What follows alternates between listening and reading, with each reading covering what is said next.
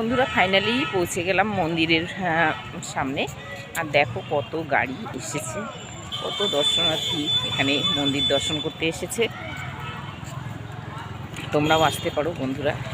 এখানে প্রতিদিনই লোকের সমাগম হতেই থাকে। আর আজকে বিশেষ করে আজ 1 জানুয়ারি, এটা তো স্পেশাল দিন, তাই আজকে একটু বেশি লোকের সমাগম হয়েছে। দেখো ভিড়ে ঠাসাঠাসি ভিড়।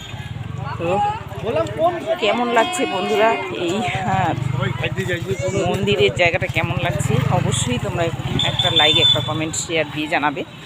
তো দেখো তোমাদেরকে দেখানোর জন্যই আমি এত সুন্দর করে একটা কষ্ট করে ভিডিও তৈরি করলাম। আর তোমাদের লাইক কমেন্ট পেলে পরে আরও উৎসাহ পাই নিত্য নতুন ভিডিও তৈরি করার জন্য। দেখো কত লোক,